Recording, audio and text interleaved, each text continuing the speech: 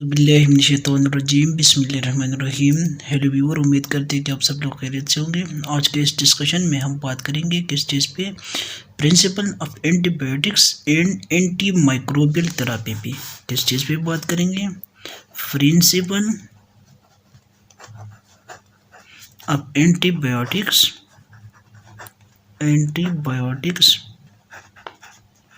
और दूसरी किस चीज़ पे बात करेंगे? एंटी माइक्रोबियल थेरेपी पे। एंटी माइक्रोबियल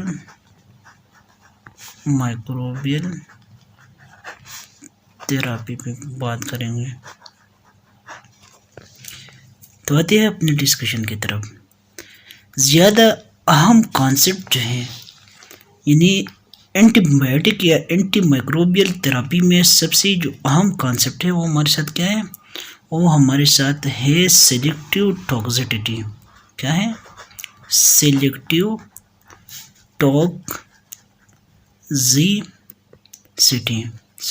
टॉक्सिसिटी ये सबसे अहम कॉन्सेप्ट है किस चीज़ में? एंटीबायोटिक्स या एंटी माइक्रोबियल थेरेपी में।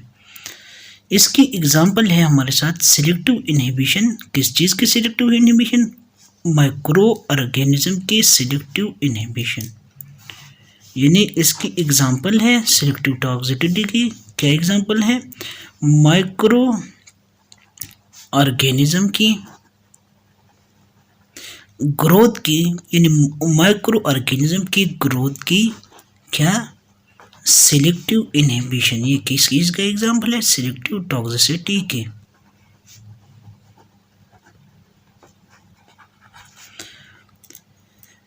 इसमें हमारे साथ क्या होता है? इसमें हमारे साथ ये होता है कि जो बग़ैर किसी नुकसान पहुंचाए, यानी जो होस्ट ऑर्गेनिज्म है, यानी जो मेज़बान ऑर्गेनिज्म है, उसको बग़ैर किसी नुकसान पहुंचाए हम ये अचीव करते हैं। ये बात समझ लेती है कि उसकी स्ट्रक्चर या उसकी जो मेटाबॉलिज्म है दूसरे माइक्रो ऑर्गेनिज्म में या ह्यूमन सेल में, उसके स्ट्रक्चर में, यानी कि एक ऑर्गेनिज्म है, एक होस्ट ऑर्गेनिज्म है, उसको बग़ैर नुकसान पहुंचाए हम उसका स्टडी, उसका जो है उस पर तज्जिया, उस पर तजुर्बे करते हैं, उसको समझ लेती है कि उसके स्ट्रक्चर में और दूसरा ये कि वो किस तरह अपना रिप्रोडक्शन या किस तरह टुकड़ों में डिवाइड होता है एक दूसरे माइक्रो ऑर्गेनिज्म में, एक माइक्रो ऑर्गेनिज्म का दूसरे माइक्रो ऑर्गेनिज्म में, या दूसरा क्या, ह्यूमन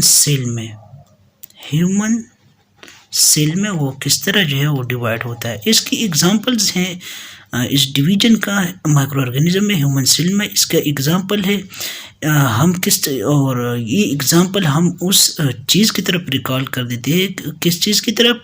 यानी जो डिफरेंस है प्रोकैरियोट सेल के बीच और यूकैरियोट सेल के बीच जो डिफरेंस है, इन दोनों यानी ऊपर वाले जो यानी माइक्रो ऑर्गेनिज्म की जो हाइपोथेसिस हमने पेश की, किसकी तज्जिया हम करते हैं, किस चीज़ तरह बगैर करने से जो नुकसान पहुंचाए होस्ट सेल को और उसके स्ट्रक्चर और मेटाबॉलिज्म, दूसरी एक्टिविटी दूसरे माइक्रो ऑर्गेनिज्म में या ह्यूमन सेल में स्टडी कर देते हैं।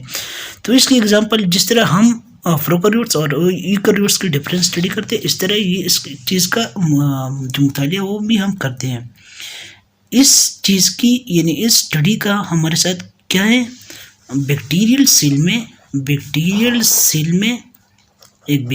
सेल में इसका हमारे साथ 4 साइट या 4 स्टेजेस होती है। कितने?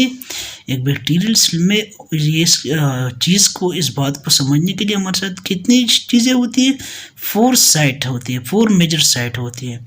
और ये काफ़ी होती है कि हम एक ह्यूमन सेल में से एक बैक्टीरिया की आइडेंटिफिकेशन कर सके और उसको डिफरेंस कर सके दूसरी चीज़ से। इसमें सबसे पहले नंबर पे हमारे साथ जो साइट होते हैं वो क्या होते हैं? सेल वॉल होता है। सबसे पहला साइट कौन सा होता है? Cell wall.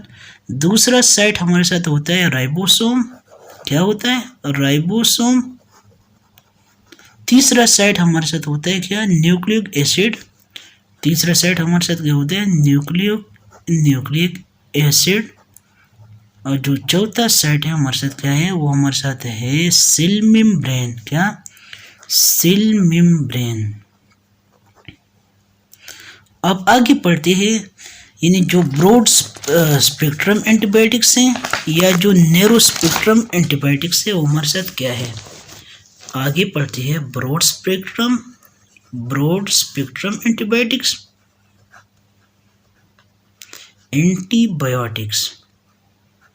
दूसरा किस चीज़ की तरफ ध्यान देते हैं, दूसरा पढ़ते हैं नैरो स्पेक्ट्रम एंटीबायोटिक्स। क्या नैरो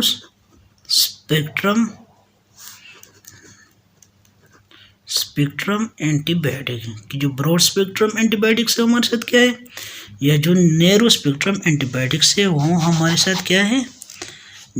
और इसको उसमें कौन सी बैक्टीरिया आती है और ये हमारे साथ किस टाइप का उसकी मेटाडॉलॉजी है वो हमारे साथ क्या है। जो ब्रॉड स्पेक्ट्रम एंटीबायोटिक्स है बेसिकली हमारे साथ एक्टिव होती है किस चीज़ की तरफ, अगेंस्ट सेवरल, ये हमारे साथ एक्टिव होती है ये एंटीबायोटिक्स किस चीज़ के खिलाफ, बेमुखालिफ, यानी किस चीज़ की, सेवरल ऑफ माइक्रो ऑर्गेनिज्म।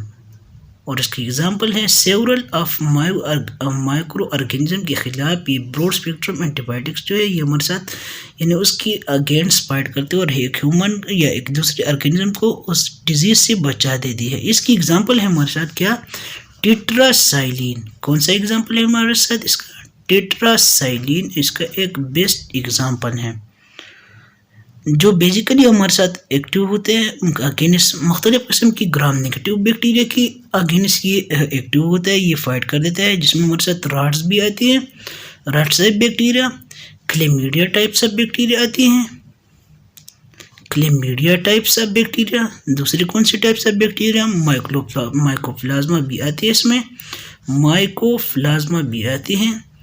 दूसरा कौन सा बैक्टीरिया, रिकेटिशिया बैक्टीरिया भी हमारे साथ इसमें आते हैं, रिकेटिशिया। जो नैरो स्पेक्ट्रम एंटीबायोटिक्स है यह हमारे साथ एक्टिव होते हैं और एक्टिव जो नैरो स्पेक्ट्रम एंटीबायोटिक्स है बेसिकली हमारे साथ एक्टिव होते हैं और एक्टिव ये हमारे साथ एक्टिव होते हैं चंद यानी एक माइक्रो ऑर्गेनिज्म के खिलाफ और फ्यू या ये हमारे साथ एक माइक्रो ऑर्गेनिज्म के खिलाफ कम कर देती है या चंद थोड़ी सी माइक्रो ऑर्गेनिज्म के खिलाफ करती है, लेकिन ज़्यादा बैक्टीरिया के खिलाफ अगेंस्ट ये फाइट नहीं करते। और उसमें हमारे साथ आती है जिस तरह वेनकोमाइसिन है, वेनकोमाइसिन एक एंटीबायोटिक्स है जो किस चीज़ का एग्जाम्पल है, नैरो स्पेक्ट्रम एंटीबायोटिक्स का एक बेस्ट एग्जाम्पल है जो एक्टिव होते हैं मुख्तलिफ किस्म की in certain gram positive bacteria के खिलाफ ये जो है फाइट कर देते हैं हमारे साथ। इसी तरह जिसमें हमारे साथ कॉक्सी भी आती हैं, इसकी और एग्जांपल जिस बैक्टीरिया के खिलाफ ये हमारे साथ फाइट करते हैं हमारे साथ कौन सा है, स्टेफिलोकोकाई। कौन सा बैक्टीरिया, स्टेफिलोकोकाई। इसी के साथ हमारे साथ जो लास्ट बैक्टीरिया है कौन सा है, इंटेरोकोकाई।